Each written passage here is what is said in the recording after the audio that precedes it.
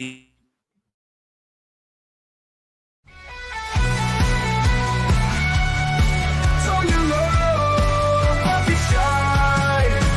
along with the Sunday crew.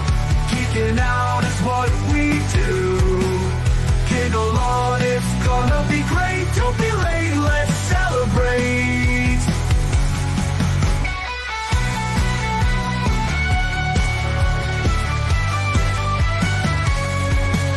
Science fiction on a screen so bright. Old classics and the new delights. The unapologetic geek will lead the way, with facts and fun to fill your day. Discussing every detail, every frame, from the eerie to the loud and the same. Giggle along with all that's great. Those Sunday vibes you can't debate. Tug along with the Sunday crew. Geeking out is what we do. Giggle on, it's gonna be great. Don't be late, let's celebrate.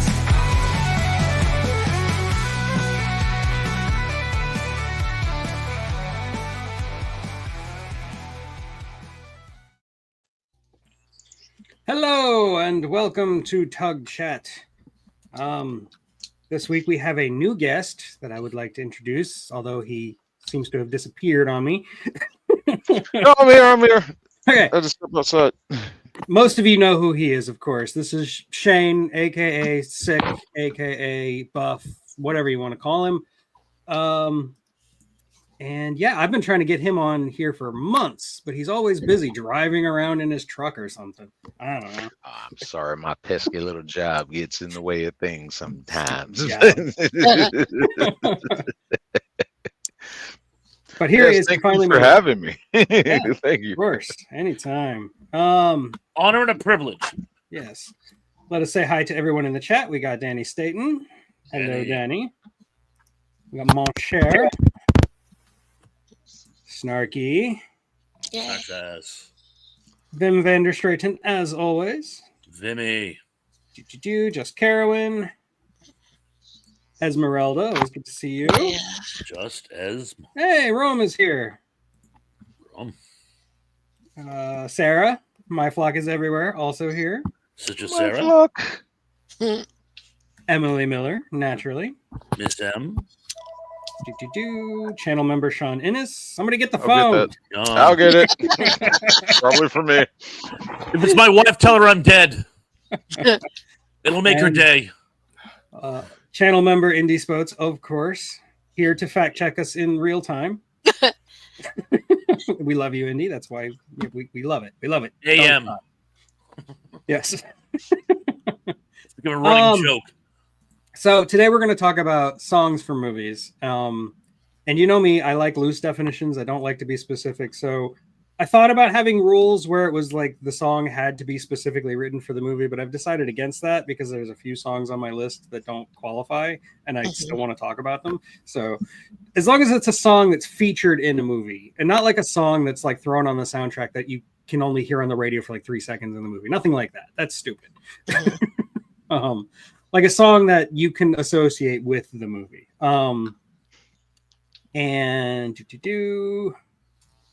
Oh, Slasher Fred is also here. Hello, Slasher Fred. Somebody mentioned musicals. I forgot. I already lost it in the chat. Musicals do count. We can talk about musicals if you want. How could they not? I don't think I have any on my list, but I mean, it's fair game. So yeah. I'm out here bragging about being loose all the time. So I'm going to go ahead and start because it's my show. And I'm actually going to start with a subject that could actually be an entire episode in and of itself. And that's just to get it out of the way. Let's talk about James Bond music. Like all the different theme songs to James Bond's. Now I can scratch that off the list. I'm just going to quickly list my favorites and then open up the panel to talk about it. Because like, yeah, I mean, you got all the Shirley Bassies, you got your Goldfingers and all that. You've got Duran Duran. You've got, let's see, Wings with Live and Let Die, which is probably the best Bond song in my opinion. Yes. You've got Chris Cornell, who did the one for Casino Royale that I really, really like. And you got a couple others. You got Garbage in there. You've got the Sheryl Crow one for a terrible movie, but I actually like the song Tomorrow Never Dies. And more. You've got a really, really awful Madonna song in there. No, Oh yes. Yeah, so I'm just gonna open it up. You guys just talk about James Bond songs for a minute. I am a big James Bond fan, and I got to say my favorite opening theme I have heard since Live or Let Die has to be Adele's for Skyfall. That is a good one. There's so much emotion in that song, and that girl sings her butt off. She's got some pipes. Yeah. Mhm. She really does, and it really felt like a throwback to the earlier classic James Bonds. You know what I'm saying? Yeah. Yeah, I think there was a lot of ballads in the older James Bond Mhm. songs. Like, not all of them were ballads, but a lot of them were. And nowadays it's more rock, a little bit of pop here. But like then Skyfall came, and Adele wanted to get back to that almost Shirley Bassey style of ballad, and she did it her own way, as she always does. Also, kind of reminded me of that one from the '80s. Who does it better? Yeah. Yeah, I love that one. Nobody does it Was that really. Crystal? The Spy Who Loved Me. Yeah. Yeah, it's probably Love Me. I don't remember actually. No, it was the same woman who did Carly You're So Simon. Vain. Oh Carly yeah, Simon. yeah. Thank you. That, I knew I'd get it eventually. Carly Simon. It was. I get those two mixed up Because like it's all the ironic. time. One song about how you're too arrogant, and another song about how you're the best there ever was. The one with Mick Jagger in the background. Yeah. Indy was already on top of it. I should have just looked at the chat. Yeah, of course. Indy, Yeah, you're awesome. but going to Indy is almost like cheating at this It point. is. Like, no, Like give me Googling. a second to get it myself, and then I'll look and see what Indy says. Mhm. Did Sheena Easton do one? Yeah, she did. Yeah, she did. For Your Eyes Only. It's only Right. that was beautiful. Yeah, I little like it. cloying. Well, I'm a girl. What can I expect? Yeah, there was certainly worse. I'll give you that much. I even like the intro to the show. I mean, like that guitar riff. Oh, it's just beautiful. My mom really liked that one, so I've heard it a lot. And it's hard to be like objective now because it's overplayed in my head. License to Kill. What was that one? I don't even remember that one. Me too. I always thought that they should have come up with like a James Bond greatest or the themes from like all the artists that contributed, unless they've already done this and I haven't seen it. But I would think that would be an interesting thing. I would purchase it. Yeah, I Yeah, haven't been that able to is- find it, but I've made a playlist on my YouTube music. Oh, Oh, look, we have to look at your thing. it looks like Chance already has it. Wow, you're kidding. Ah. Of course. I'm It gonna is. I am going to have to copy that when it's later. Oh God, I hate you. Oh There it God, is. sheesh. I've got several of them. I am That's so so cool. so jealous. My camera's goofing up. I'll have to work on that. That's fine by me. Yeah. At least I haven't frozen yet. Don't jinx yourself. Well, why not? Someone has to. But yeah, if I had to pick an absolute favorite for me, it would probably be A View to a Kill, just because I'm such a I like that. Yo, Duran God, Duran yes. fan. Mhm. That was because I was That's a a good one. I was a kid of the '80s. What can I say? The problem, it's one of my least favorite Bond films. The song Oh yeah, I was hate good, the movie. The but movie's terrible. the video is cute though, because at the end, what's your name? Le Bon. Simon Le Bon. I was, Oh, that was right. kind of slick Yeah, the music video. Yeah. in the I music like the video. theme Yes, from, the music video. Goldfinger. But, So funny. Tanya Roberts, was she high the entire time she did that movie? She had this like space get look at her. The only thing that I really cared for in that movie was Grace Jones. I thought Yeah, Grace Jones is the best thing about it. Yeah, it was outstanding. And Christopher Walken, he did try. He tried to work with what he had. It just wasn't. it wasn't a just good didn't work. role. Yeah. Yeah, I don't know. Just... Bring And back Roger the Moore was just Zeppelin. way too I old. know, yeah, I know. Especially to have Tanya Roberts as a Bond girl, and you got this like Mhm. 55-year-old man. It's just creepy. Oh wait, I still have my pass card. Once more with feeling, hun. And don't look at the camera. It's Oh, know, shout out to GoldenEye. Somebody said GoldenEye there a second ago. Mm, Yeah, Tina Uh, Turner. yes, that That's was a great. good She song. belted that one out. Yeah. Yeah, she was awesome. Ah. Yeah, don't Tina look Turner like was Mary amazing. no more. Tell you, I She like was the theme- best thing about Mad Max 3. yeah, That Yeah. is also true. Yeah. Well, And she was her hair. beautiful. Thunderdome. Yeah, exactly. She was I a loved the gorgeous song, and lady. I loved her as Auntie Emity. Everything Yeah. else was but she was amazing as Auntie Emity.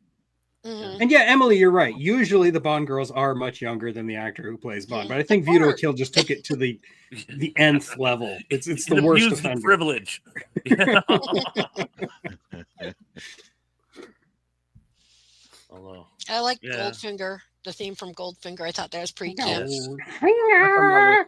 I forgot who sang that. That's Shirley Bassey. Bassey. Yeah. Thank you, Thank Joe, for your subjective opinion. I gotta go Moonraker.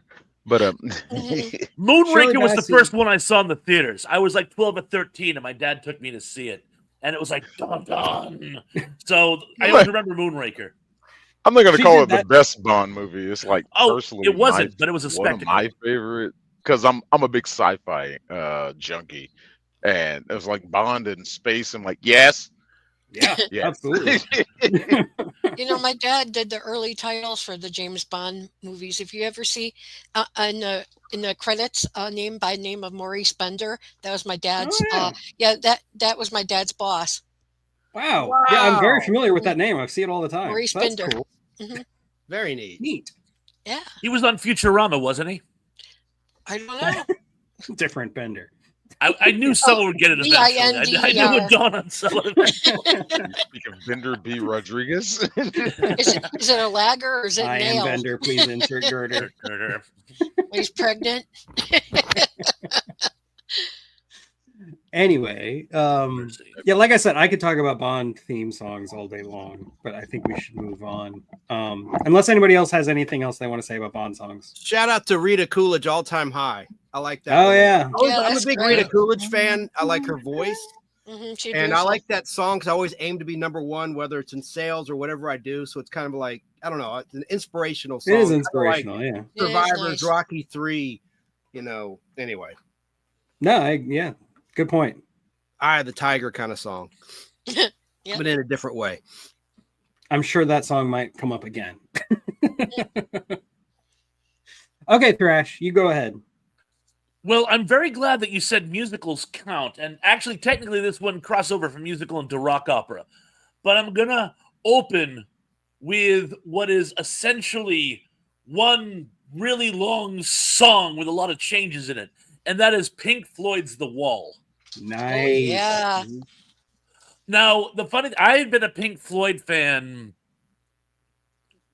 middle school, but I had never seen The Wall. Back then, you couldn't just go into rental places and rent movies. Actually, you don't even do that anymore. You couldn't just stream Pink Floyd's The Wall. So I had never got a chance to see it until I had a really, really cool music appreciation teacher in high school who played it for us. And I think I was like 15 at the time, and I was like at the height of my teen angst. And I was like, and The Wall is literally one of those albums that the whole thing just comes together. The whole thing, it literally speaks to you. And then you see the movie and it yells to you. And it's one of the few things I can think of. There literally is not one number in the entire work that I don't like. I do like some more than others, but they're all absolutely masterpieces, particularly, and it's possibly the most overplayed one of the entire work, but Brick in the Wall. I Yeah. absolutely love Brick in the Wall. Close favorite is the rest of them. Probably The Tigers Broke Free, because even at the time I was a World War II buff.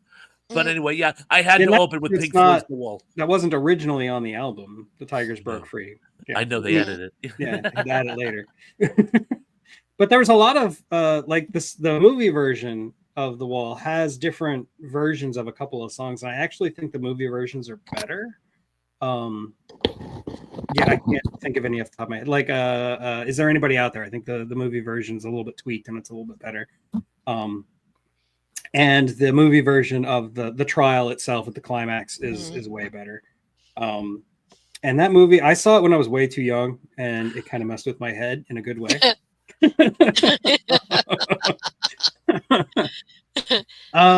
And yeah, I completely and 100% agree with you as a gigantic Pink Floyd head who owns every single Pink Floyd album, even Omagoma. Yeah. I like Omagoma.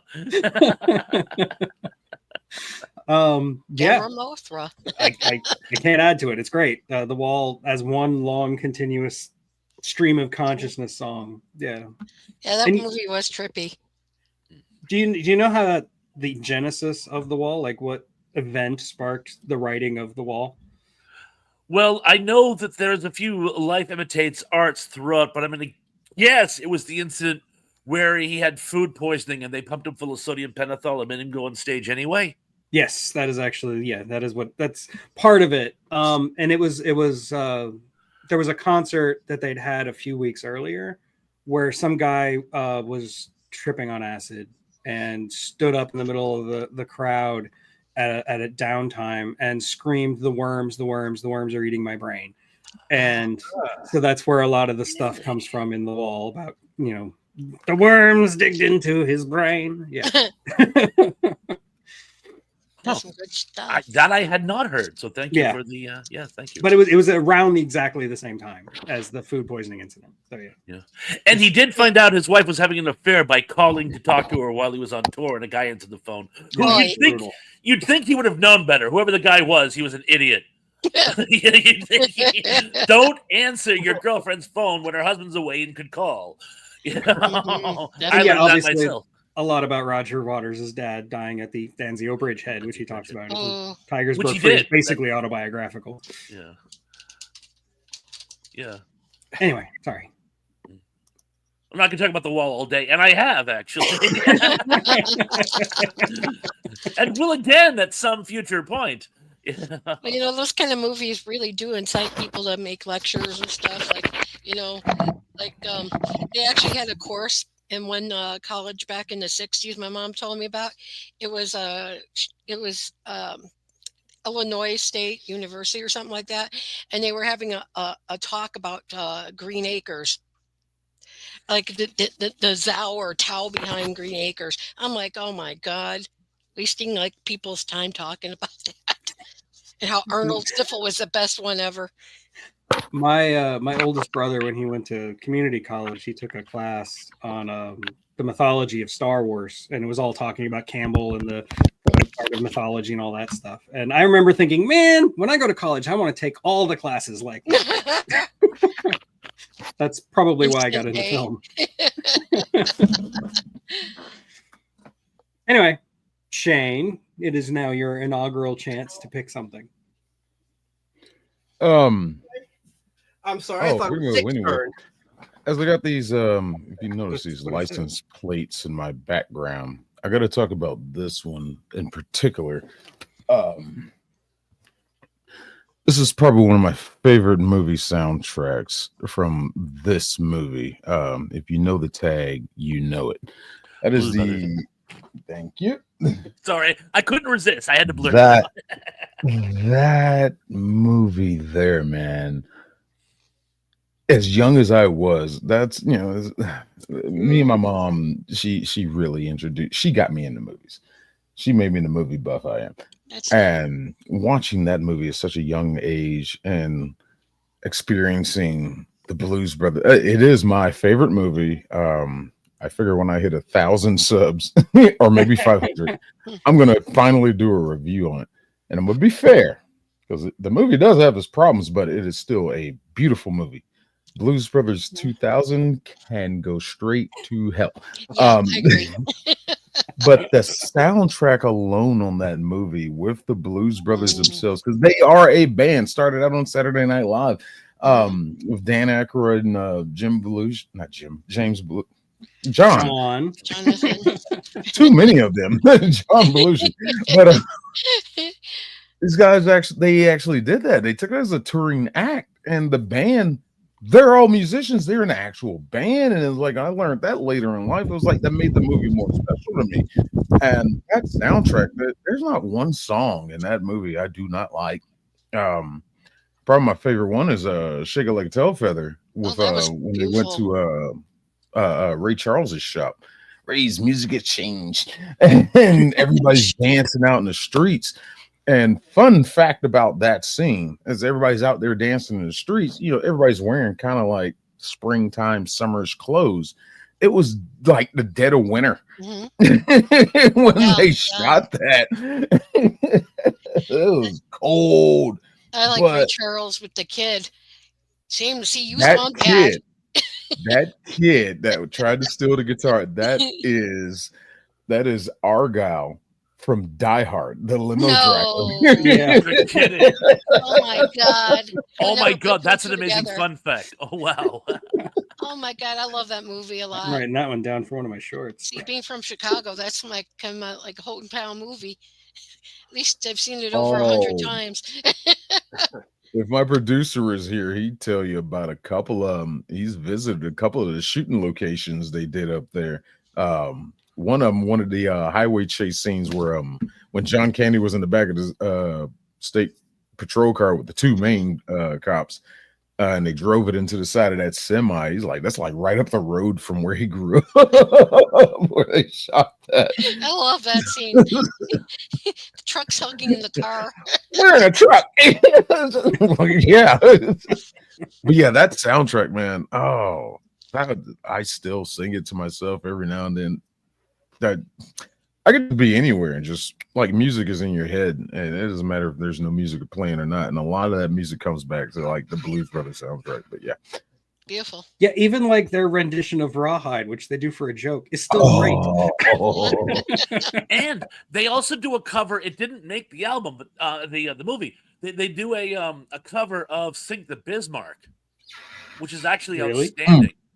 And to this day, I can't believe they cut down the Lee J. Hooker number so much because, in my opinion, that's the best song. Yeah, like of the whole work. There's an extended version of the movie that does play his whole little street performance there. Yeah, into that. I've seen it on YouTube. Yeah. How did I not know this? One of my managers I worked for, he gave me a copy of it because he was a Blues Brothers fan, and he was just like, "You seen the full cut?" I'm like, "What do you mean the full cut?" Because I only knew like the theatrical and TV cuts, and he was like, "Man, there's more to this movie you haven't seen," and he gave me a copy of it, and I was like, "Wow!" And it got stolen from me, unfortunately. But the full cut of that movie, they leave in everything. And it makes the movie so much better. It's like little details that they add. But yeah. I had no idea. You're blowing my mind. That's new for me. Mm-hmm. Awesome. Yeah, and you said you saw it on YouTube, Thrash? Sorry. I haven't seen all the. They probably just have like the deleted scenes or something. Yeah. But the Lee J. Hooker extended scene of his number is in there in its entirety, and it's absolutely amazing. And I can't believe they cut it down. But yeah, it's beautiful in that sense how it shows more of what's going on around him on the street, people how they're just interacting and doing their thing. It really creates a lot of atmosphere for where they're at before they go into Aretha's diner and everything. I love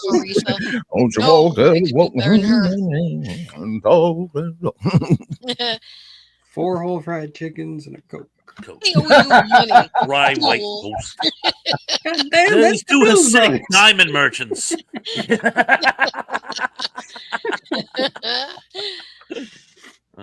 That was a great movie. That's a great scene in a great movie. Mm-hmm. Yeah. Oh, the music is wonderful. It okay. Really is. Well, Chance, you've been awfully quiet. Now's your chance. Well, you threw me for a loop. I thought the topic was going to be movie soundtracks, like instrumentals. I mean, you can talk about some of those if you want. And that no, that's fine because I've adjusted. Here's one of my favorite songs, Harper Valley PTA. by Gene Wow. C. Riley. That's one of my favorite movie original titles. But I've got to go with this now. I'm going to have to turn over my man card to some of you, but I love the soundtrack to Xanadu. I knew that was No, coming. that's I great. knew that was coming. Because you have Olivia Newton-John, ELO, and the Tubes all in one soundtrack. The movie is not very good at all, but I just love the music. It's a double album. I don't know if you can see that. Yeah, It's got that's some nice great. images from the movie, and it's just a real eclectic soundtrack. Kind of coming out of the disco era into rock. It kind of combined rock and disco. And then talking about the James Bond, there's the Spy Who Loved Me soundtrack. Nice. I love that movie poster. Hmm. And that, of course, as you already said, was Carly Simon. But here's a movie I really liked with Roger Daltrey. I love this song, Free Me, from this movie soundtrack. You ever heard that song, Free Me? That music video ran on MTV in the early days of MTV endlessly. It was really What great. movie is that? Tommy. No, it's right here. Can you not see it? McVicker. Yeah. Oh, I think you were talking about Tommy. No. This Roger Daltrey did the soundtrack for this movie. And there was a music video and a title track, Free Me, from this movie. And it's a prison flick. Oh, okay. I was thinking I was misconfusing one of the song titles of Tommy. It isn't Free Me, but yeah, you're right. And then another great movie soundtrack, Fast Times at Ridgemont High. Mhm. Okay, yeah, that is a great soundtrack. Yeah. This is totally coming of age for me. I was like a kid when this came out, but I was getting into my teenage years. I was in high school. Awesome movie. Look at Jess Piccoli there. Yeah, I Yep. love him. Yeah. Orders pizzas for the class. Oh yeah, Mr. Hand. And another good one, another bad movie, but a great soundtrack, Sergeant Pepper's Lonely Hearts Club Band. This was the 1978 movie. You had the Bee Gees, you had Aerosmith, you even had George Burns singing a song. Yeah. Yes, Martin actually sang a song in it. Peter Frampton. Yes, that's right. Peter Frampton. I think even who else was on there? Steve Martin did a song. Mhm. And it's one of my favorite soundtracks. Another double album. There's the Gatefold. And I just love the soundtrack to this movie. I'm a big Beatles fan, and some of these, the only cover that survives that still gets airplay is "Come Together" by Aerosmith from this soundtrack. Right. That's the only one that you hear, but there's so much more on here that's really good. Even Alice Cooper did a version of the song on here. But and then another good soundtrack, Urban Cowboy. I like that soundtrack. Merle Haggard, a lot of good talents on there. And Sharky's Machine. Check out this soundtrack, Sharky's Machine. It's got some music you won't believe on here. It's just really good. That's a good record album. And see, then I'd pulled all my musical soundtrack albums to show. And that'll be for another Seven time. Brights or Seven Or I Brothers. might do it on the pod blast, but that's all I got to say this round. Oh, Chance, I just got stuck the other day in Metropolis, Illinois. They have the Superman celebration once a year. You hopefully you can go by there for that. What? That's like further in the town, like but right off the exit. What is that? 57. There's a truck stop right there. I'll stop at it from time to time, but I had to take a break because the bridge was construction, closes one lane, and 5 people managed to have a 5-car wreck on a 1-lane bridge that was moving at 15 miles an hour. How do you manage to do that? But either way, I went in there and I was just like, I'm gonna get some stuff. Got me a couple Superman, Magnus stuff. They had so much Spider-Man stuff in there. It probably had more Spider-Man stuff than Superman stuff than DC stuff. I was like, that's weird. This is weird. That is weird. So I got a Marvel hat, a bunch of Spider-Man stuff, and some Superman stuff too. But what do you mean specifically? What Spider-Man stuff besides the hat did you get? Did you get anything in print, any comic book? Oh no, they don't sell stuff like to that extent. So it's like a Marvel baseball cap. Some merch. Go grab it right quick. Yeah, I'm sorry. I misunderstood the topic completely. Thrash. Sorry about the miscommunication. But yeah, No, Those it's are all some right. great selections, actually. there are Yeah. great And soundtracks. Pulp I mean, I Fiction could talk is about up that. there. Pulp Fiction's a great Yeah, soundtrack. yeah. Yeah. wasn't Frank Zappa on Sergeant Pepper's as well? No. That is a cool hat. No. What's that? All Oh, right. neat. Oh, Oh, it's got the beautiful. undercurrent. Yep. That's cool, Nice. Shane. yeah, Shane, that's gorgeous. Man, hat. Spider-Man. Yeah, I had to get a red and black lanyard. Aw. I got the blue, red, and white one already. That one matches a jersey. This is so stupid right here. Spider-Man mug. Well, that's Bunch of nice. Spider-Man Yeah, that is nice. stuff. It's just Beautiful crazy. stuff. Is that John Romita's senior artwork on that mug? Is it like classic artwork or is it new? Classic. All right, it's probably looks like John Romita's senior's art. Just had to get my Superman. Aw, Oh, at least you got some Right. Superman swag. cool. I collect shot glasses, Shane. That's awesome. Harley Quinn pin.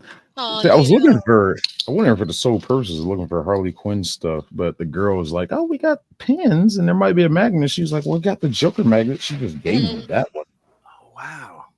and I got a Harley Quinn magnet somewhere. Hey, Thrash. Sir.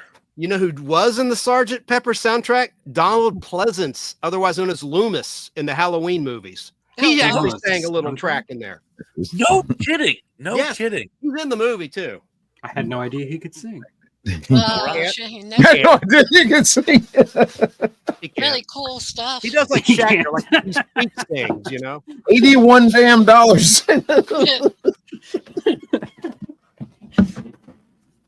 He was great in Night of the Generals, but that's not a musical, so I liked him in Fantastic Oh. Voyage. He's Yeah. the evil Russian spy. yeah.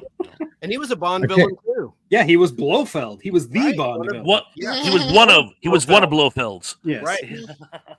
He's actually I not can't- my favorite Blofeld. After Who Loves You, Baby? I can't go without saying this. Speaking of DC, how about the worst movie soundtrack, Suicide Squad, Ah, that just tried to emulate what they did with Sure. Guardians of the Galaxy? That's right. How There many was a flag songs of could that, you and play that's in the an first example. 10 minutes of this movie? All of them. Oh, we will play every pop song ever. Slight correction. Donald Pleasance was before that Blofeld. He was in You Only Live Twice. Yes. Sorry. Before Hmm. the version by Telly Savalas. Neato. Oh, okay. Thank you. Oh, Al Hardy's joined us in the chat. You're forgetting Hi, Boogie Al. Nights. No, we haven't forgotten. We haven't gotten around Al. to it.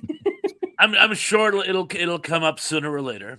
I'm surprised Guardians of the Galaxy hadn't come up before Shane mentioned it. To be honest with you, I mean, it is a great soundtrack. I mean, I own all three Amazing. of them. It is. Oh, y'all Guardians. Yeah. They did it right. They did it nice and tastefully. And like the songs match Yeah, what was going not only on. match And the then tone, they relate lyrically and all kinds of stuff. Yeah, he really put a lot Yeah. of thought into it. Whereas Suicide Squad, it's just which songs do we have the rights to? Shove it in there. CC in the first Get in Guardian the that really box. threw me for a loop. get in the box. Yeah. Yeah. Awful. Anyway, Tracy, I believe it is your turn. Okay. Now you guys think, that I have a girl card. I don't need to buy one, okay? Or whatever Jen said. But mine was an album that came out a year before the movie came out. It was back in 76, but was made in 75. And of course, I mean, I'm referring to Saturday Night Fever soundtrack. Every one of those songs, for whatever they're worth, done by the Tramps, Yvonne Elliman. You had other songs too, by other people, and of course heavily laden Bee Gees. But every one of those songs, you have to admit, hit the top 100 or hit the Yes. top 10. I mean, this is long before Michael Jackson came along with Thriller, and this is long before anybody else would come along in that same vein. In fact, I think it broke records, saying that they were at one time their songs were more popular than some Beatles songs were because they got so much airplay. But yeah, I really like the Fifth of Beethoven, that piece of music. I like the Open Sesame, Casey and the Sunshine Band. all those songs came out a year before the movie, so they marketed it so that people would get hooked in or roped in to seeing the actual movie that the soundtrack was about. Stigwood, yeah. Yeah, and I Mhm. thought that was really, I mean, come on, that's pure genius.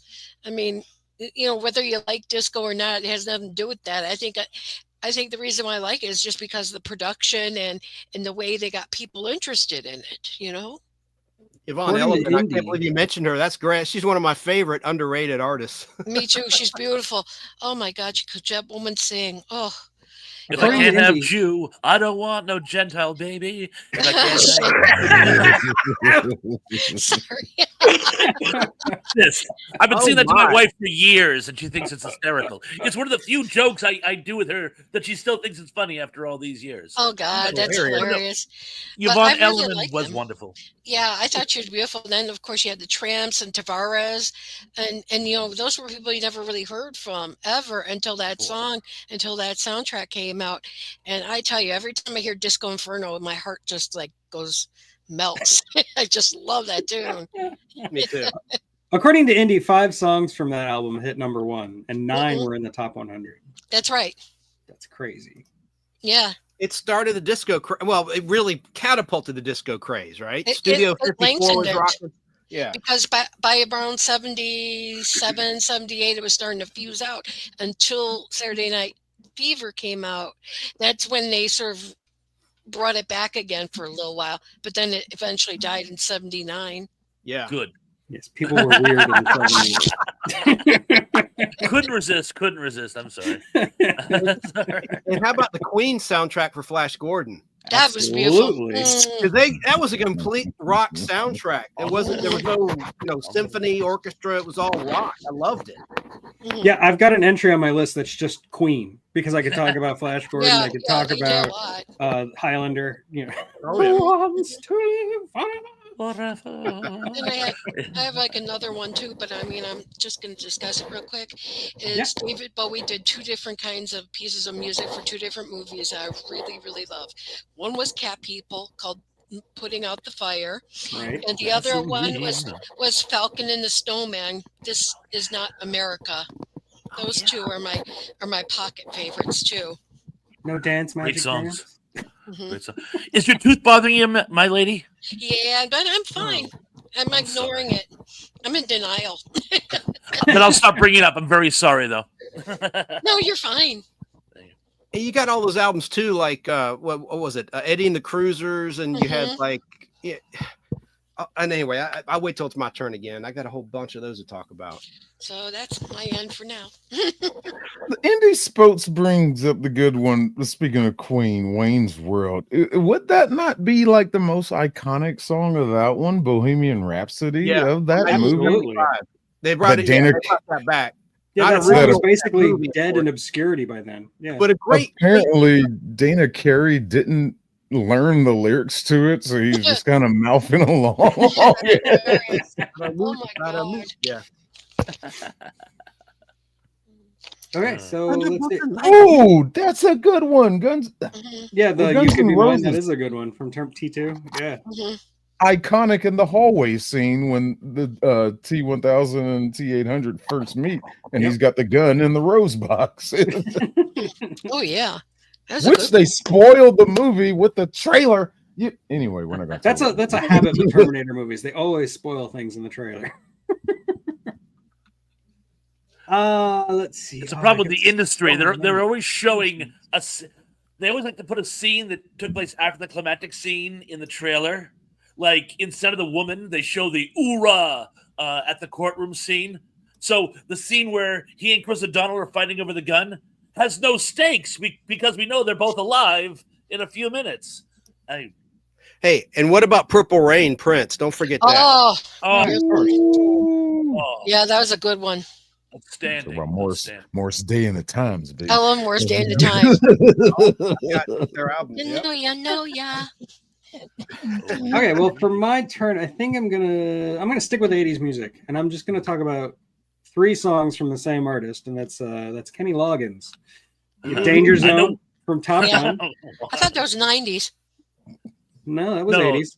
Top Gun was Wow. 85. Yeah. That was a Oh thing. wow, am I getting old?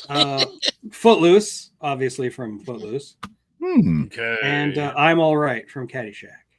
Yeah. That little Those chip- songs are all very cheesy, very 80s, but I love them to death. Anytime they're on the radio, I'm going to crank that stuff up and I'm going to sing along. I don't care. I love Danger Zone. That's my favorite album. Danger Zone is probably my favorite of the Mhm. three. Yeah, mine too.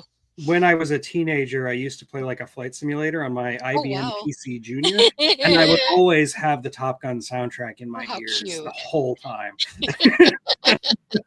My kid's sister had the soundtrack on a cassette tape, and she played anytime we drove anywhere. She would play it and play it and play it. And I Yeah. heard Small Town Hot Summer Nights 47 times on one road trip. Doug, I'm right there with you. When there's a video game series called Ace Combat, Yeah, Um, yeah, Fighter Jet Sim, you know what I'm talking about. yeah.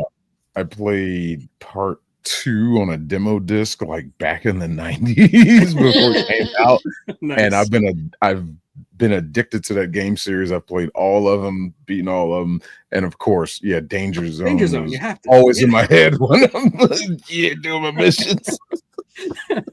The flight simulator I played, which is probably like, I don't even know. It was crap because it was the 80s. But like, it had an intro cinematic where like you were watching the planes lift off, and I would always put in the very beginning of the Top Gun soundtrack that score part where it's just the dun, and it was just so it pumped me up, man.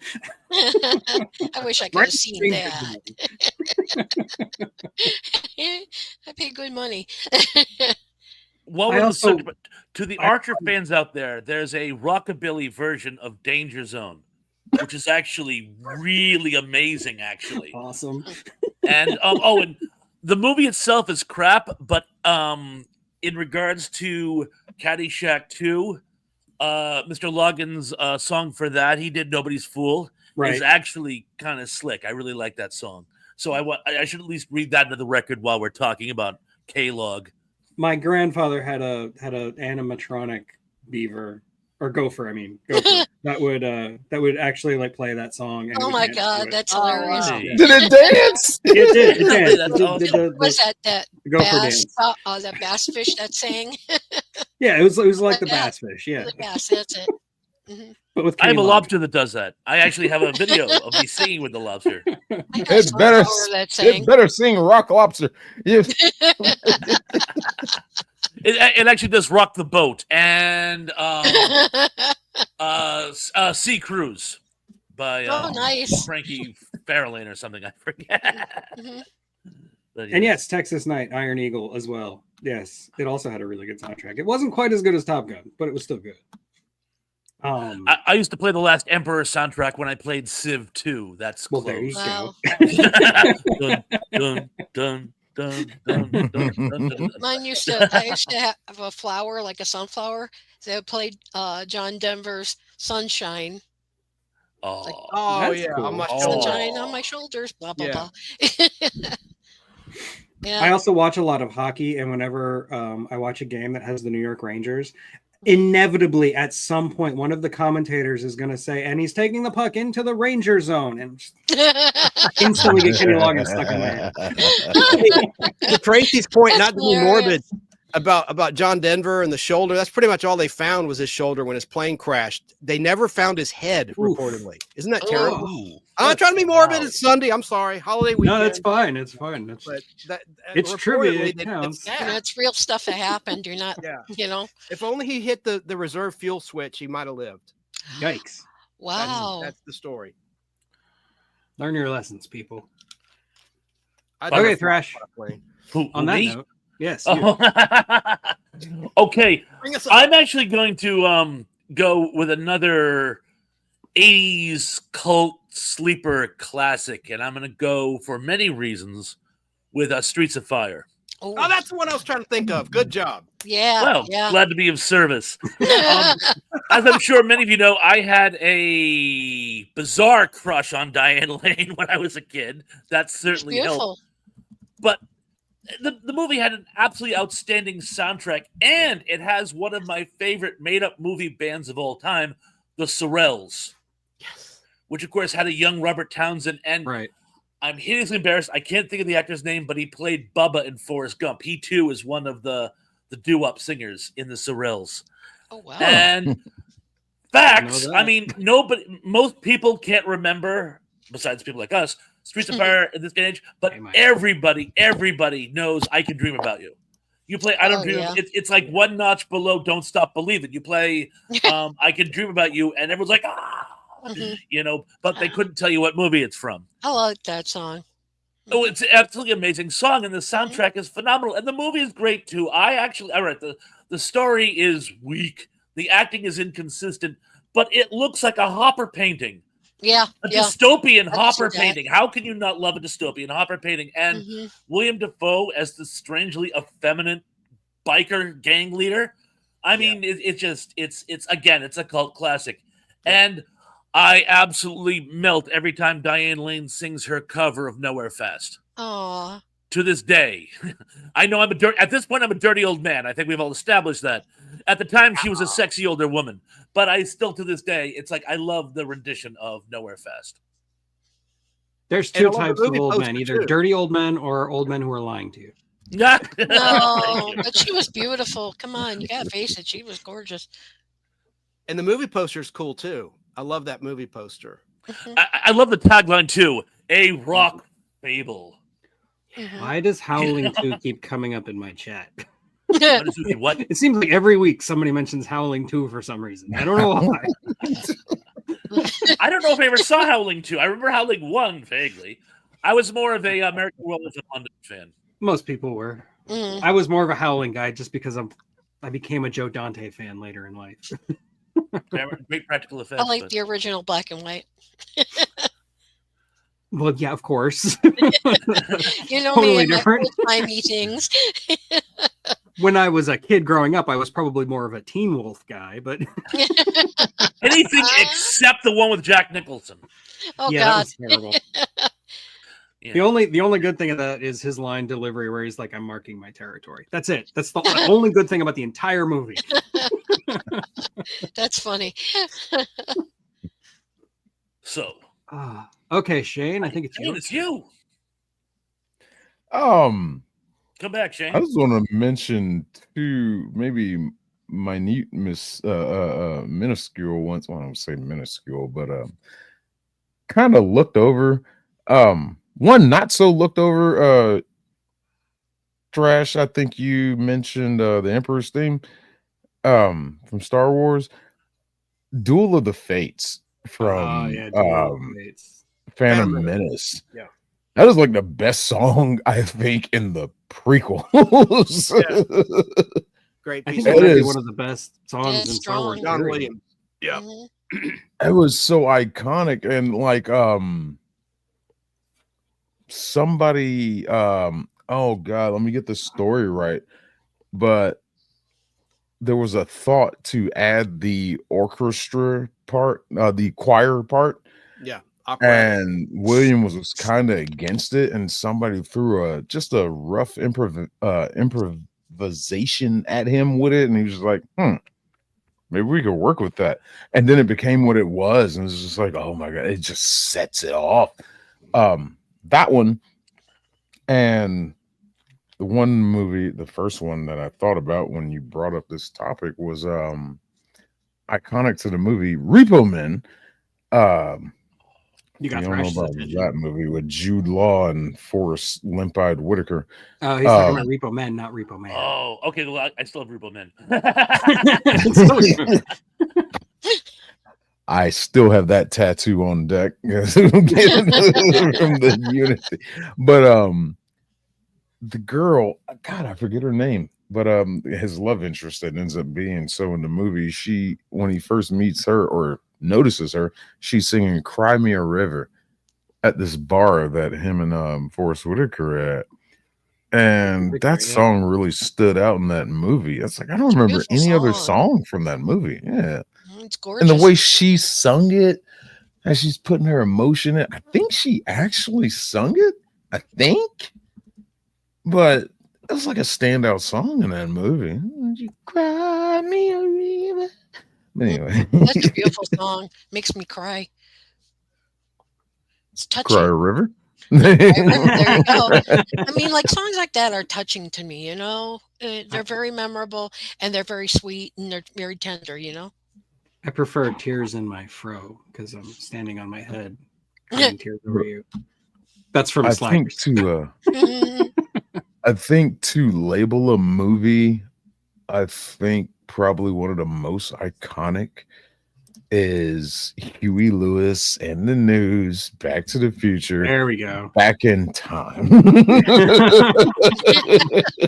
Gotta go back in time. Music by Alan even, Silvestri. even though what he needed to do was go back forward. Yes. Whoa. There's a slight misnomer there. Well, it's like the sequel to I Know What You Did Last Summer. Shouldn't be I Know What You Did 2 summers ago. Yeah, right. That's what it should be. Yeah. I still know what you did last summer. Aren't they doing a reboot to that or something? They Yeah, are. they're doing a new Neat. entry in it. Yeah. I know what your mom did in that summer when she was a teenager. Jennifer Love, Huge Tits or whatever her name is. So there's probably another Final Destination movie on the works then. Oh, it just came out like 2 weeks ago, man. But probably another one after that. You spoke it into truth. Speak of the devil. I really think that as these movie remakes, reboots, and stuff get worse, I think the soundtracks also get worse with them, and it's kind of one of those Suicide Squad situations where you just shove music in there. It's like, what can we put in there? What can we put in there? The appeal to this generation we're trying to appeal to, and it's like this isn't working for your nostalgic crowd who know these movies, who grew up with these. You made this original for us, but now you're gonna let's do another Friday the 13th reboot and have a bunch of K-pop. Like, no, it's just Oh, that 2009 remake was garbage. Friday the 13th. I liked the first 10 minutes and then the rest of the movie. First 10 minutes. That was terrible. What a disappointment. Oh God, that's funny. No, as much as I love the Guardians of the Galaxy soundtrack and what they did with that soundtrack, I feel like it's ruined movies ever since. Because every studio does the Suicide Squad thing. They just shove in pop music. And it's in trailers too. There's always like some ballad cover from some pop musician of like a popular 70s song. And it's always terrible. It never sounds good. And they keep doing it. And it's driving me crazy. yeah. Fair enough. Anyway, but Huey Lewis, I think Huey Lewis gets a bad rap. Because once you start to actually like look into his history and the music that he did before he became Huey Lewis in the News, like the man had some severe talent. He was a blues musician. He was something else. And then he just became synonymous with really poppy 80s music. Oh wow. And yeah, his like preppy look, which was totally invented. Can't have everything. Yeah. It's just weird to me. Yep. That a man with that much talent just became Huey Lewis. He's also in Back to the Future very briefly. Yeah, he is. Yes, he Yeah. did. Too darn loud. It's too damn loud. Yeah. Too darn loud there. With the bull. That whole movie is just such a treat. It's just so well put together. Mhm. It managed to have its finger on the pulse of the 80s and the 50s at the same time, which is no small task. And I've talked about this on several occasions and will again. My favorite scene in that whole movie is where the professor's grilling him and he goes, "Okay, future boy, here from 1985, who's president?" And before the entire audience burst out laughing because we were all thinking the same thing. He's not going to believe you. We don't believe it. He goes, "Ronald Reagan." And actor? The actor? Who's the Secretary of the Treasury? I blew the joke, didn't I? I'm so sorry.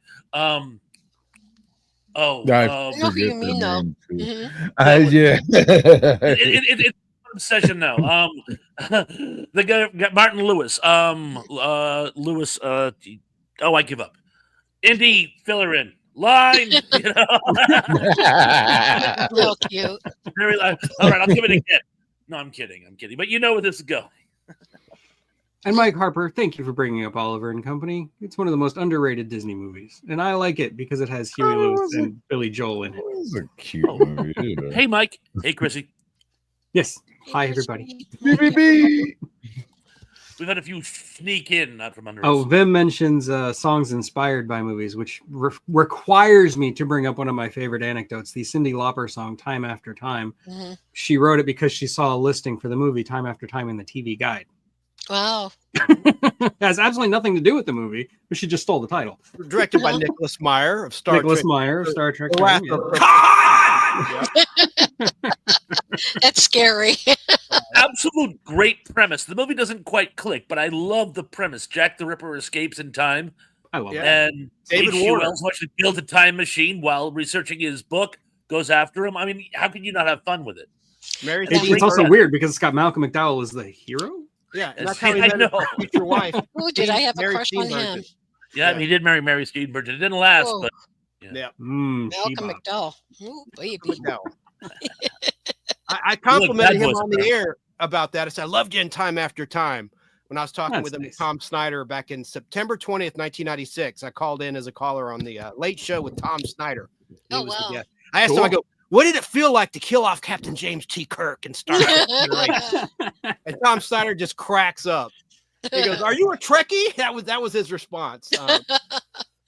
Anyway, no, never watched this show.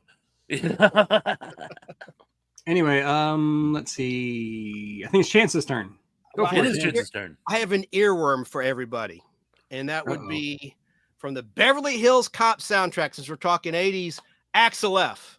Herbie Hancock. Of course. That's Yes. iconic. Oh, his theme song? You know, I mean, Dun, dun, dun, dun, dun, dun, dun, in any dun. remake, you know, they've got to incorporate it, you know, and there's a new Beverly Hills Cop movie out. Sloppily. Yeah. Sloppily, of course. You I talking about the one on Netflix? Yeah, I think so. Mm. I couldn't agree more about Huey Lewis. He's so underrated. I think he had a voice issue or something. I don't think he can sing anymore.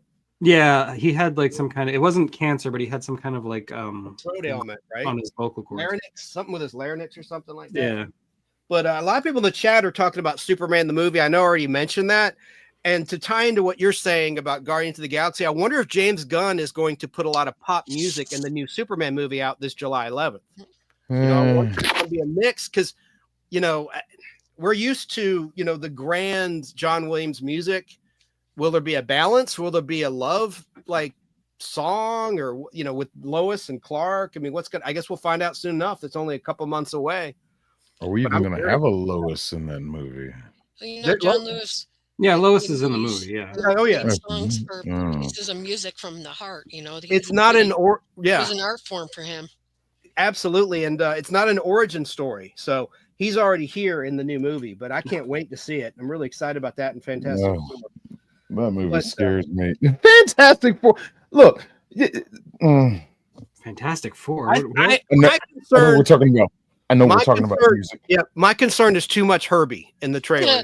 And Herbie the Robot is not an original character. He came along for the cartoon, but that's another story. But we'll see what they do. I'm going to have an open mind.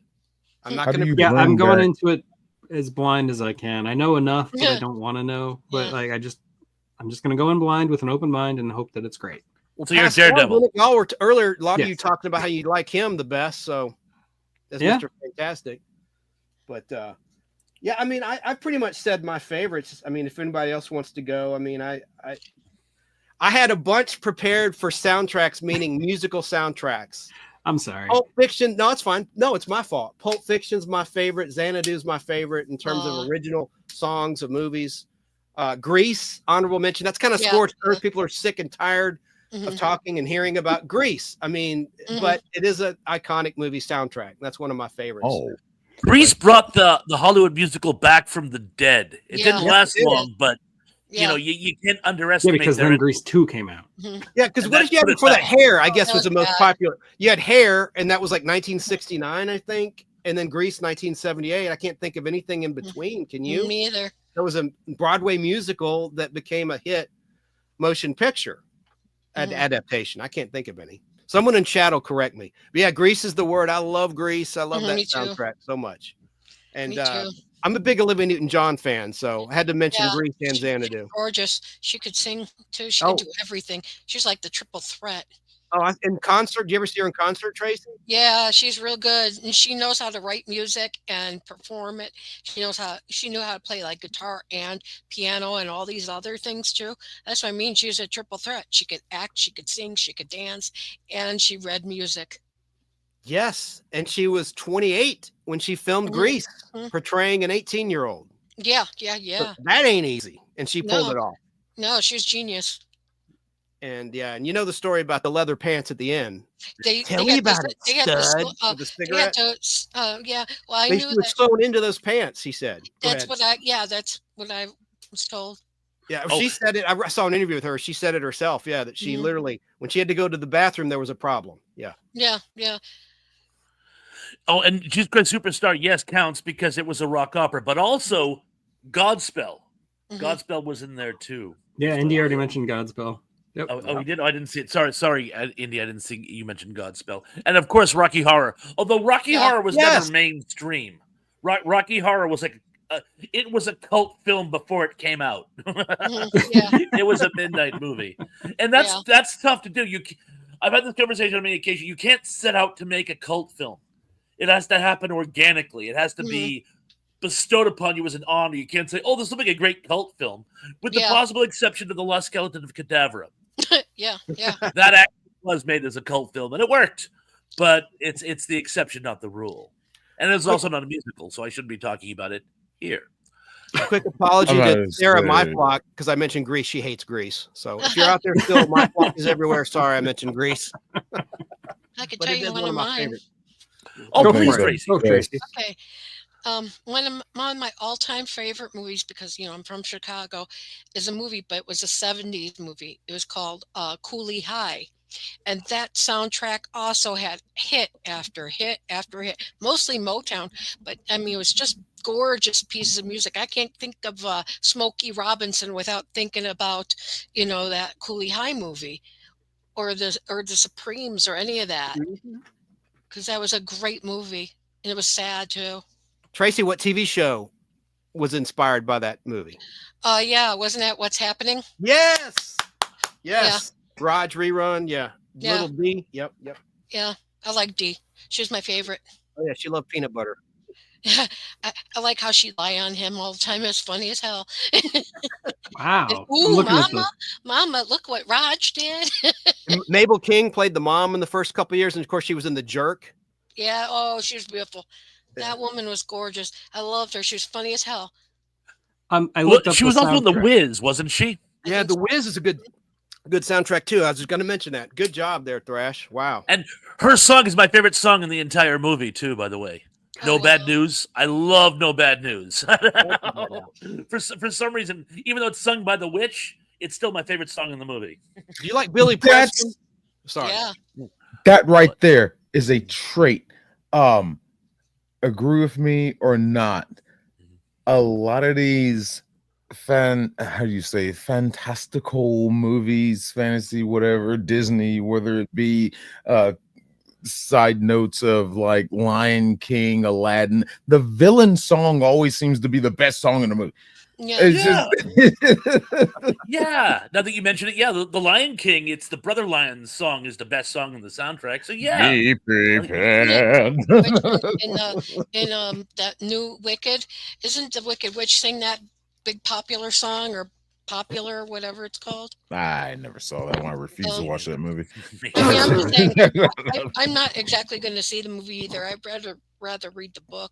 It's cheaper that way. There was so much online backlash about them people not liking the movie. It was like, oh, you just don't like the actress playing the Wicked Witch because she's black. I'm like, well, she's green. No, Like, what are you talking about? Shut up. she's just as green as the woman was on Star Trek. She's just a bad actress. That's it. And Except the interviews with her, exception she's of- insufferable. She's completely Really? I've insufferable. never seen She's her. like the Gamora. exception of the woman who was in Batman. She was very talented. Green. And Ariana Grande is going off the deep Not end. great. So between the two nuts. of them, it's like, wow. They have some kind of body issue. Like they're both like withering away in front of our eyes, and it's terrifying. And nobody Jesus. wants to talk about it because we're body shaming. I mean, I don't understand. Ariana Grande is changing colors in real life. It's like you're worried about a black woman in green makeup. Let's talk about Grande here for a second. Hold on. She is changing colors. She's one of the reptile aliens. Yes. And her suit is giving out. Mm. So I she's got to changing mention color, this you one since I have it here in front of me. Great soundtrack, RoboCop. Oh, yeah. Not for $1. Buy that for $1. Okay, who? Not the new one. I didn't hate the new one. It's not as good as the original, not even close, but I didn't hate it. You're up, Doug. Oh, it's my turn. Okay, wow. Yeah, we're flying today. We've actually Yeah, no kidding. round 3. Man, there's so many. Must criticize. I'm gonna go really, really old school. I'm gonna talk about As Time Goes By. It was the first song I ever learned to play on the piano. And I will play it again, Sam, which is never actually said in the movie. And we'll do the spit take. You just warned you were gonna do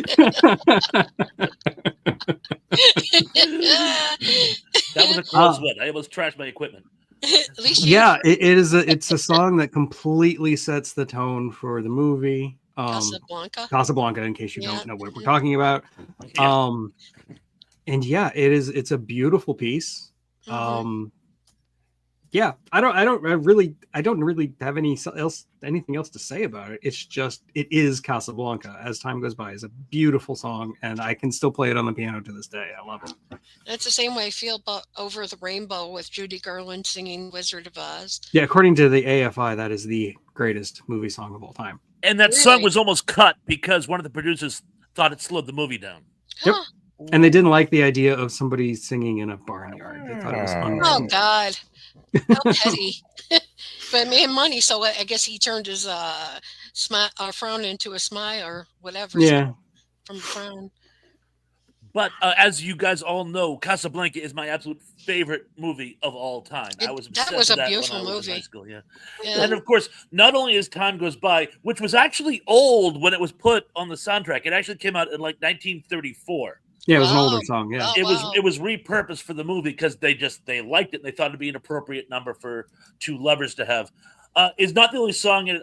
Julie Wilson also plays "Knock on Wood," which is a little more up tempo number. Mm-hmm. But the other really, really important musical icon of that film is the scene where the Germans are singing the number by Horst Wessel, and Victor Laszlo goes out and everyone's just kind of looking at him like these sale boche. And he has the band play La Marseillaise.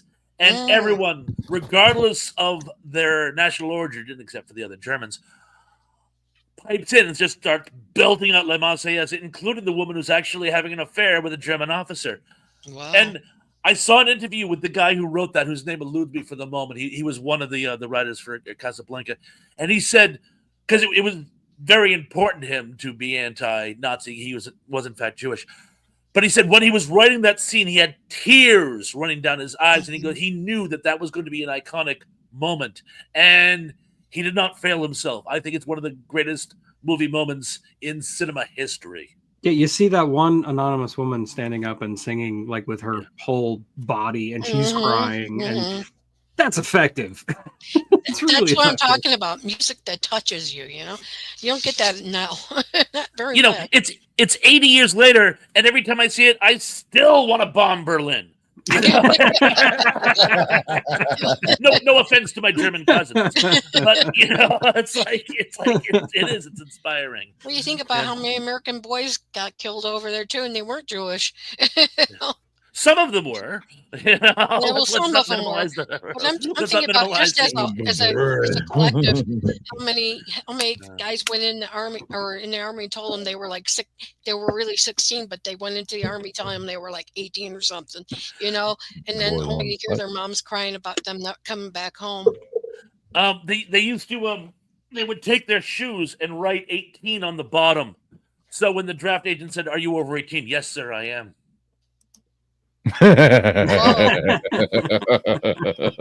Interesting. Let's see what you did there. Well, it wouldn't be 81.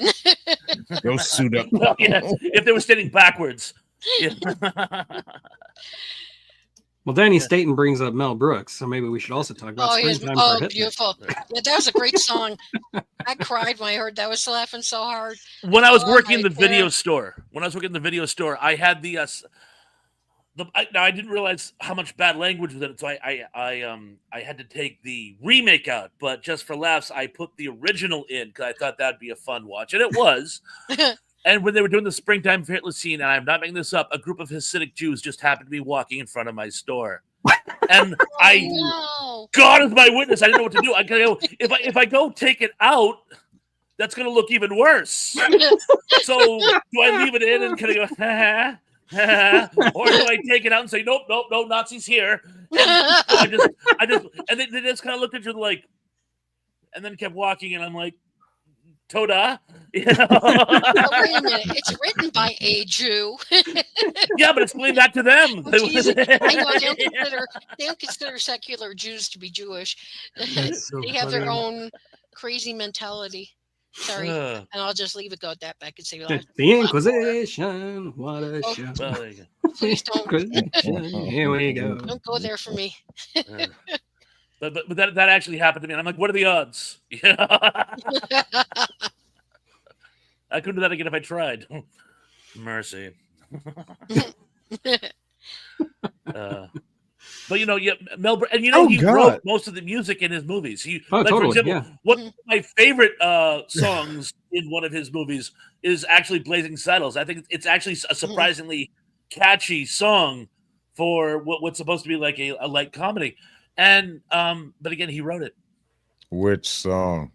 Oh, the Blazing Saddles theme song. The theme song. He turned his blazing saddle where Black Bart. Where I like the one when in the beginning when Black Bart and his crew and the dude comes up, won't you sing us one of them roadhouse? Some people love something. I like the Indian headdress. Some people get I didn't mean to talk over you. So sorry.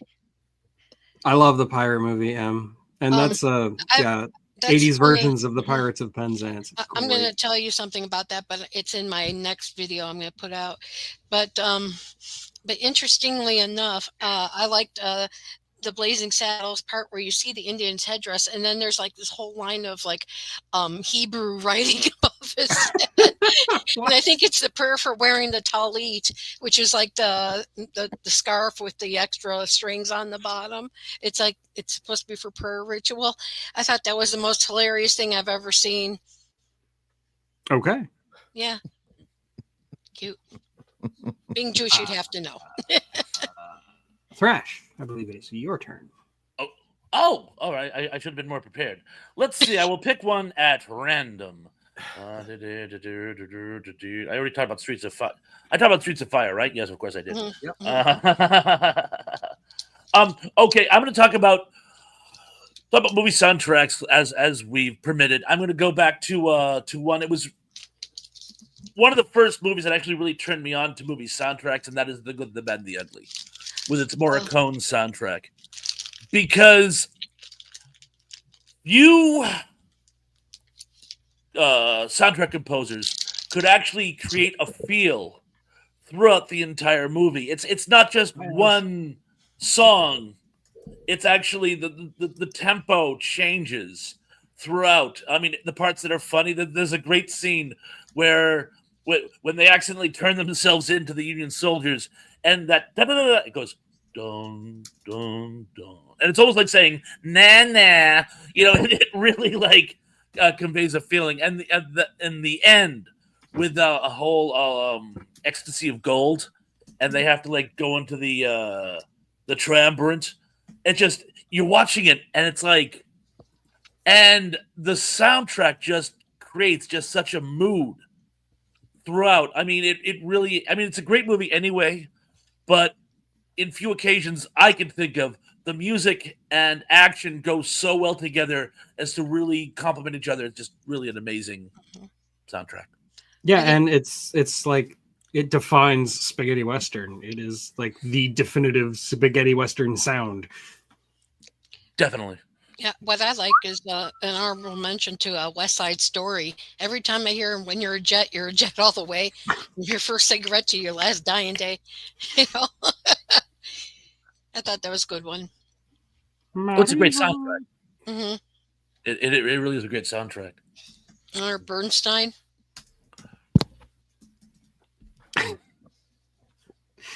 Somebody mentioning CNC Music Factory in the chat. Oh, there you go. Haven't heard from them in a minute. They saw the least. sign. But, Okay, Shane, go for it. Wow, this one has been bugging me in my head. Hold on, let me change microphones real quick. Okay.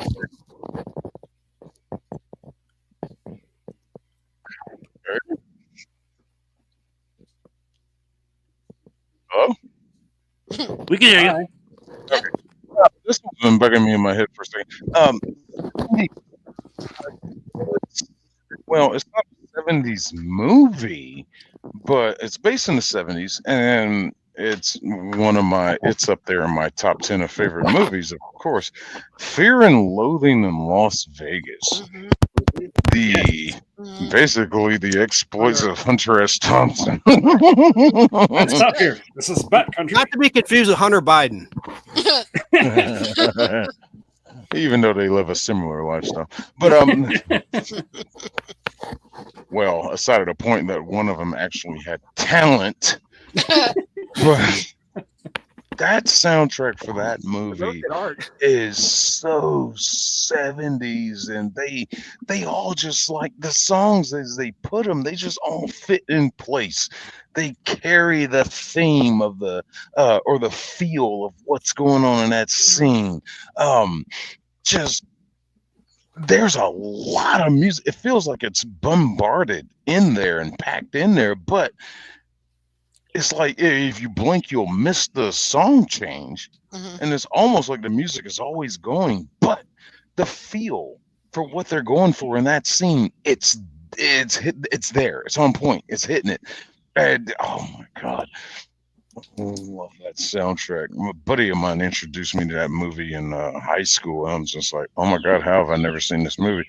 And it's like I knew who Johnny Depp was. And I was like, can't believe he captivated the character of Hunter S. Thompson so great. Benicio del Toro, he was great. Everybody was great in that movie. He stole the movie. There's a lot of people in that movie. Yeah, and a ton of cameos, like an Yeah. absurd amount of cameos in that movie. Oh yeah, Jesus Christ! Yeah, Gary Busey, Yeah. Cameron Diaz, my girl, Christina Ricci. Christina Ricci, There's yeah. so many people in that movie. Star-studded, very star-studded. And then I love the Hunter S. Thompson himself shows up and he's like, oh crap, it's me. It's like that movie. Like, yeah, I saw the movie. I met this girl in college, and she gave me a copy of the book. She said, "Oh, you like that movie? You got to read the book." And she gave me a copy of the book, and I was like, the movie is very close to the book. I love movies that stick to the source material.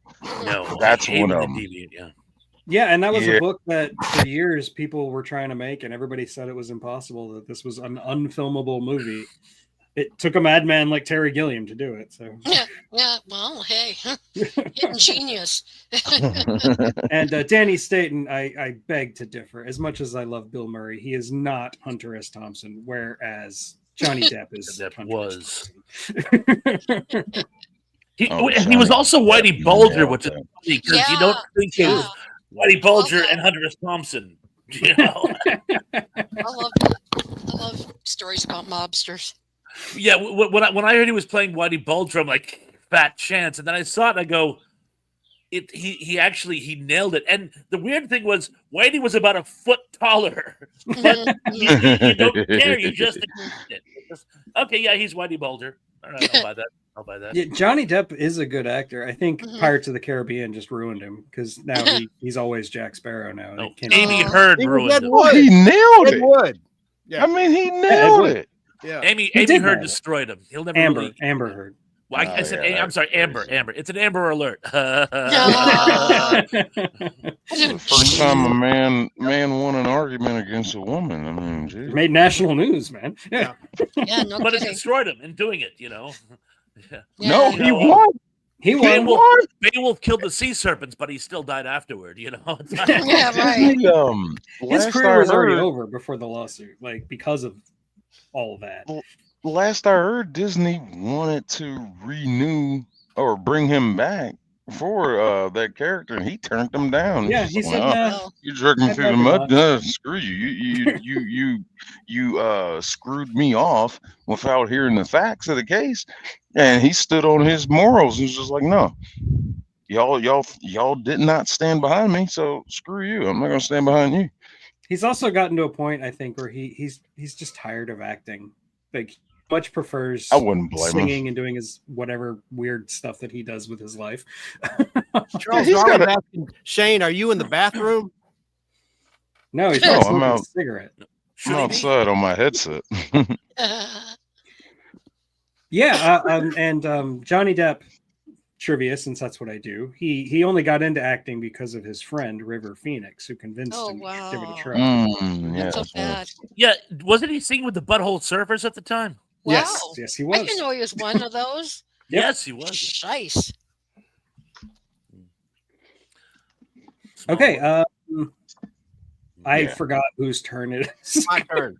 Okay, Chance. Yeah, come on, Chancellor. Well, We're almost done. You got Take to a shit. mention it's a John Hughes movie, so I don't really like this movie, but The Breakfast Club had a decent soundtrack. Ooh. We're going to talk about Favorite. Simple Minds.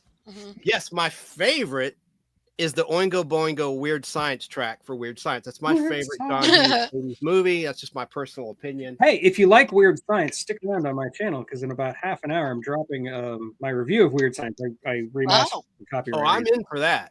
Yeah. I'm in for that.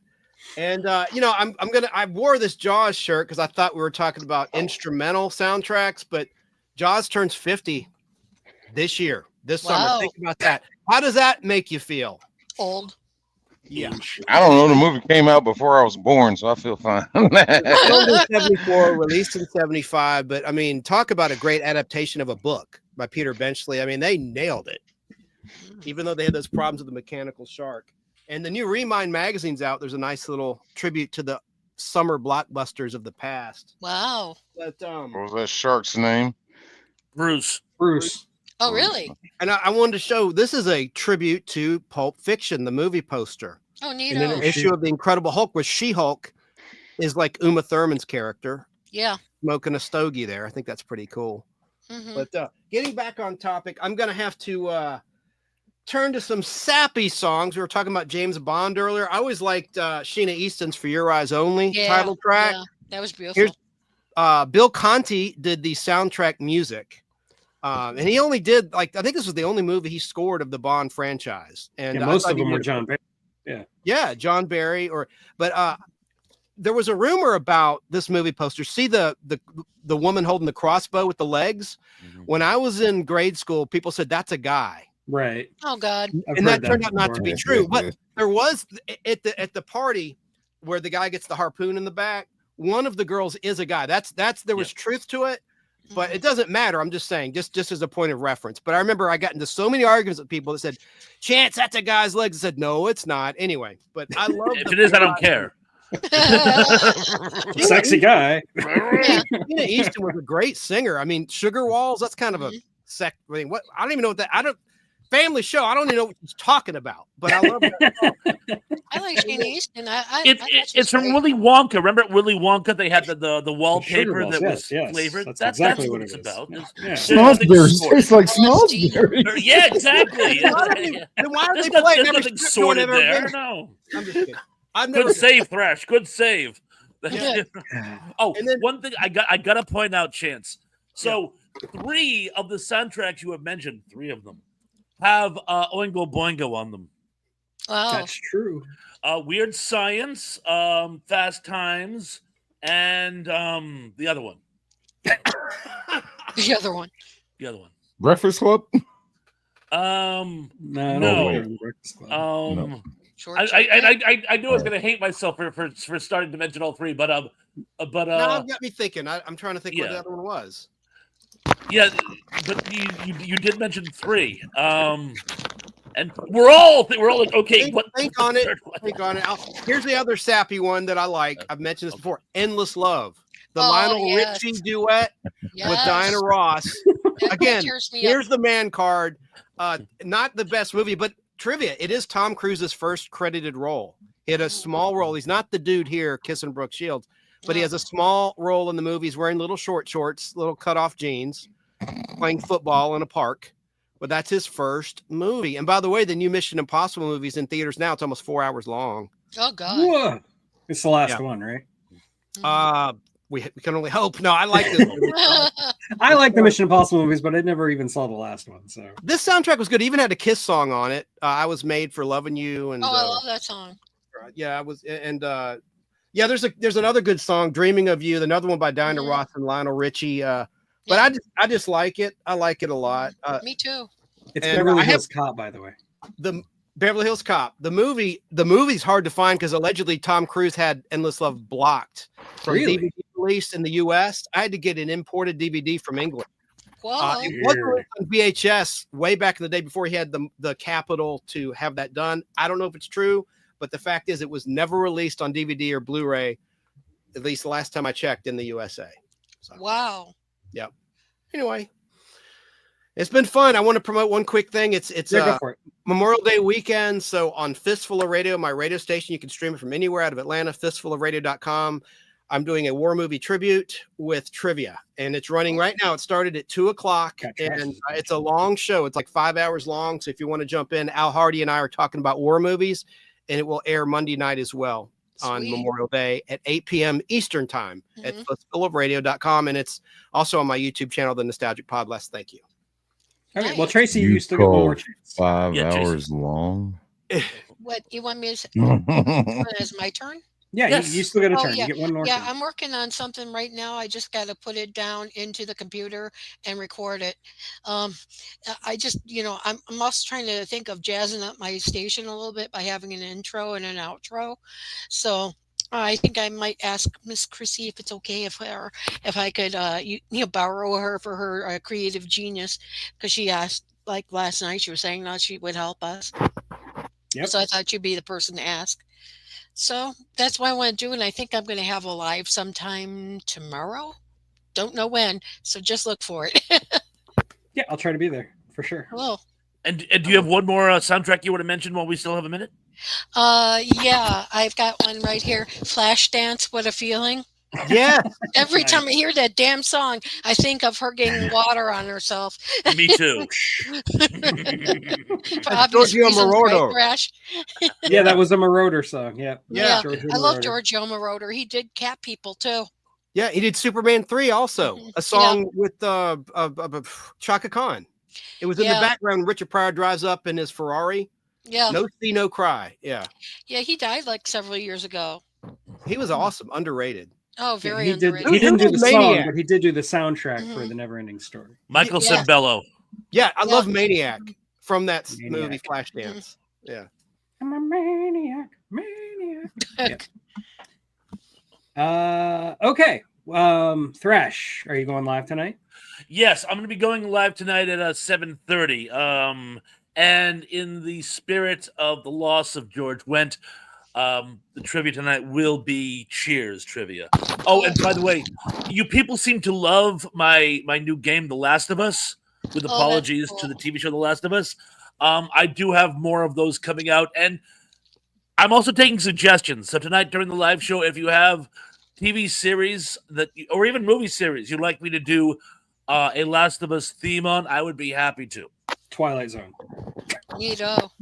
Everyone's done that, but you know what? For you, I will. But if everyone can guess the worst episode, you bear with me.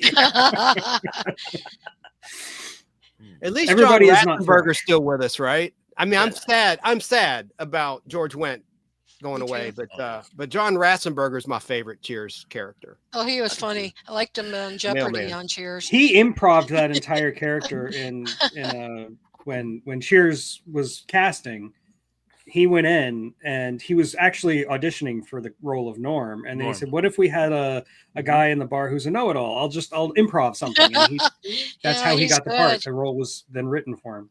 And he's the only one was a Boston accent too. True. And Tug, he was in Superman the movie and Superman 2, playing two different characters. That is correct. Wow. In the missile silo, and he had dialogue that was cut, that was in the Yep. extended version, and then in Superman 2, he's in Nassau. Yep. And speaking of war films, he's in A Bridge Too Far. Oh wow! yeah, good one.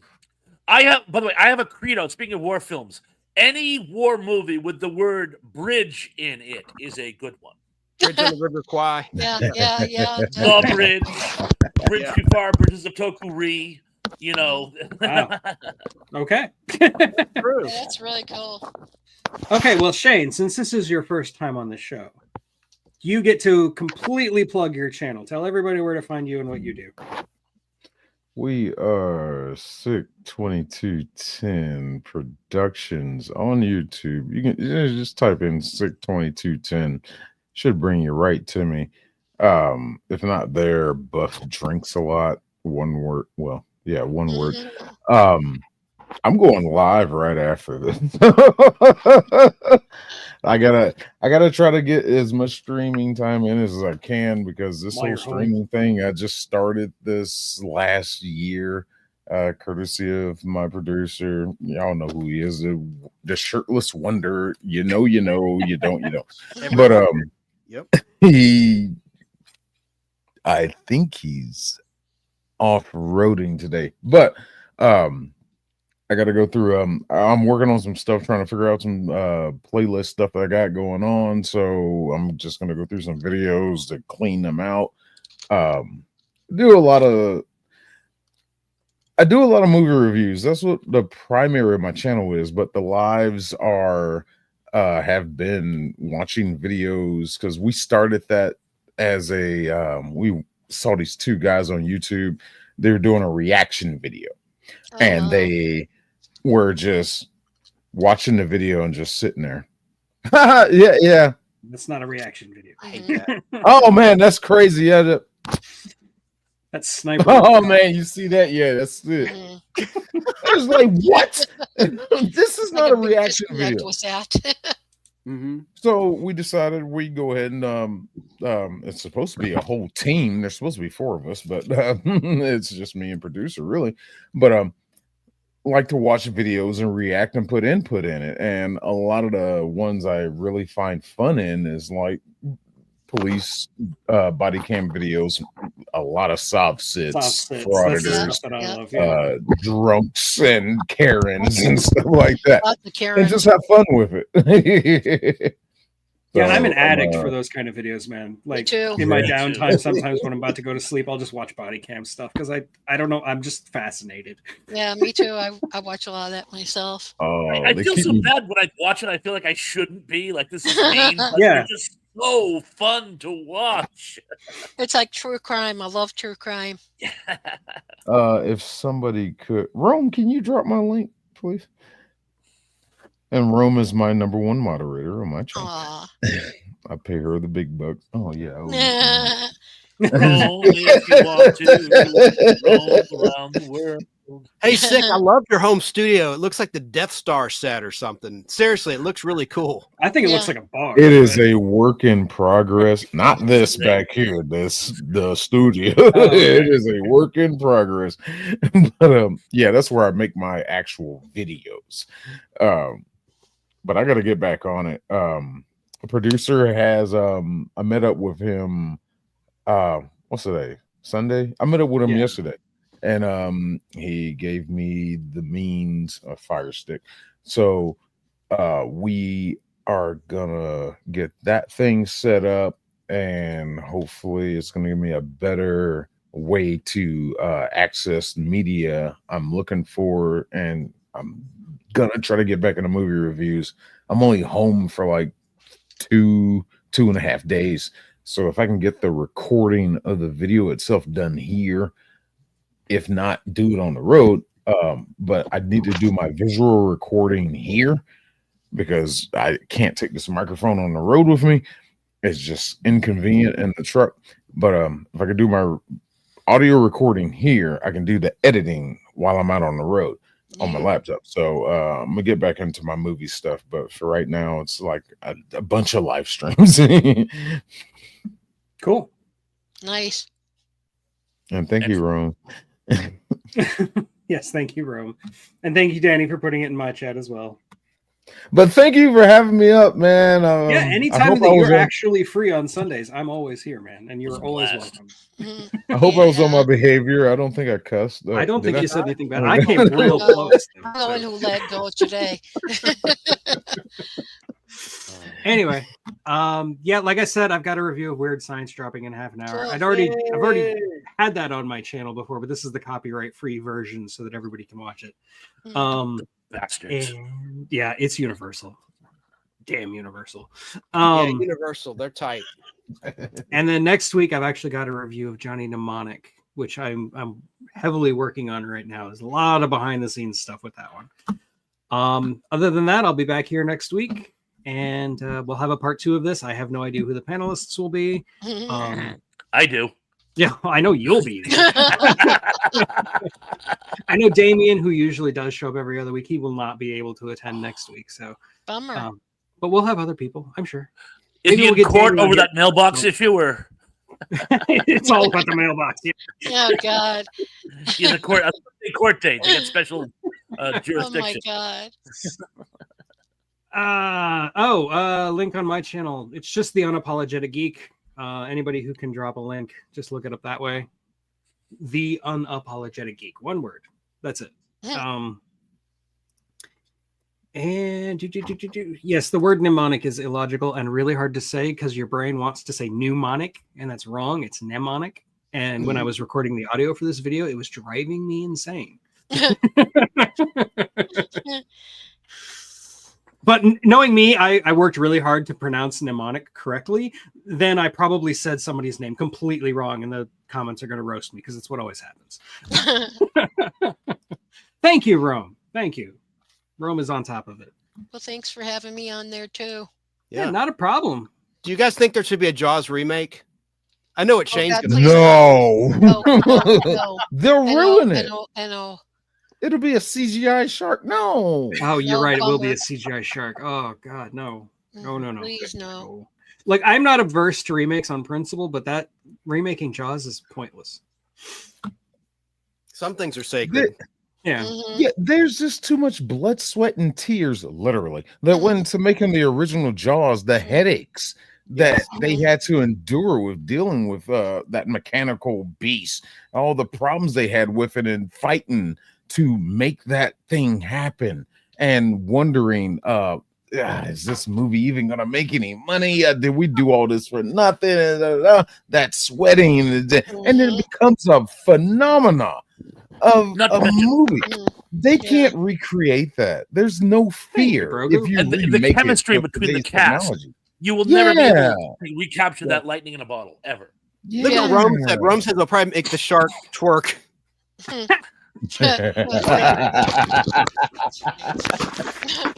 You'd have to make it from the shark's point of view. There you go.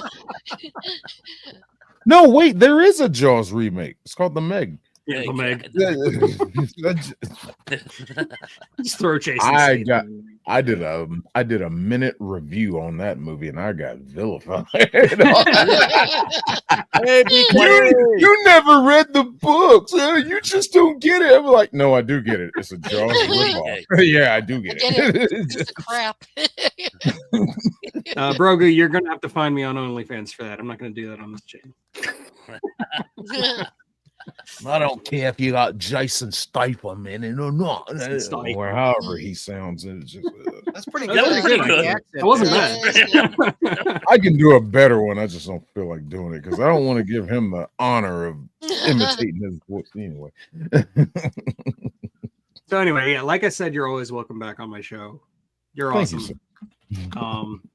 And I'm gonna hit the button now. So goodbye, everyone. Jeez. Thank you and good night.